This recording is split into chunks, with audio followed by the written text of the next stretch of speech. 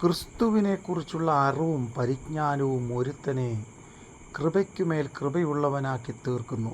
പലപ്പോഴും ഗ്രഹിക്കേണ്ടുന്ന വണ്ണം ക്രിസ്തുവിനെക്കുറിച്ച് ഗ്രഹിക്കുവാൻ കഴിയാത്ത പരാജയങ്ങളും കുറവുകളും നമ്മുടെ ജീവിതത്തിൽ കടന്നു വരുന്നത് നമുക്ക് കാണുവാൻ കഴിയും. ഒരു കുടുംബത്തിലെ അംഗങ്ങൾ പരസ്പരം അംഗീകരിക്കുകയും സ്നേഹിക്കുകയും ബഹുമാനിക്കുകയും കരുതുകയും ചെയ്യുമ്പോഴാണ് അവിടെ അനുഗ്രഹവും സമാധാനവും കളിയാടുന്നത്.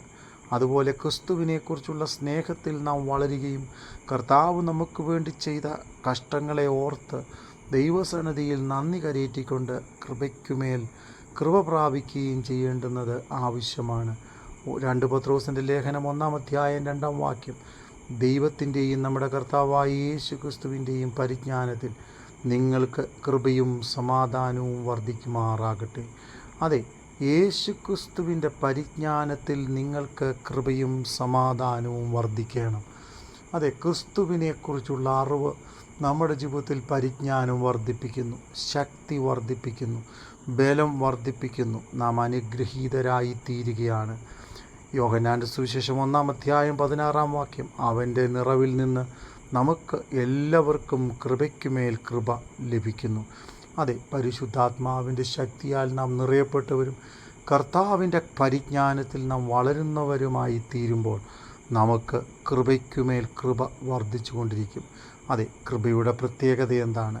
കൃപ രക്ഷിപ്പാൻ പര്യാപ്തമാണ്.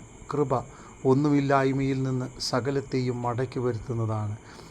എൻ്റെ കൃപ നിനക്ക് മതി, അത് ബലഹീനതയിൽ തികഞ്ഞു വരുന്നതാണ്.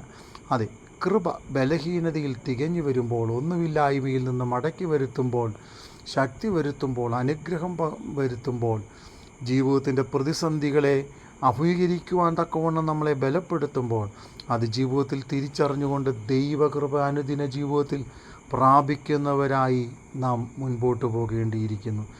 വിലാപങ്ങളുടെ പുസ്തകം 3-ാം അധ്യായം 22-23 വാക്യം വായിക്കുമ്പോൾ, നാം മുടിഞ്ഞു പോകാതിരിക്കുന്നത് യഹോവയുടെ ദയയാകുന്നു, അവൻ്റെ കരുണ തീർന്നു പോയിട്ടില്ലല്ലോ, അത് രാവിലെ തോറും പുതിയതും നിൻ്റെ വിശ്വസ്തത വലിയതുമാകുന്നു. അതെ, യഹോവയുടെ കൃപ, യഹോവയുടെ ദയ അത് തീർന്നു പോകുന്ന ഒന്നല്ല, അത് രാവിലെ തോറും പുതിയതാണ്.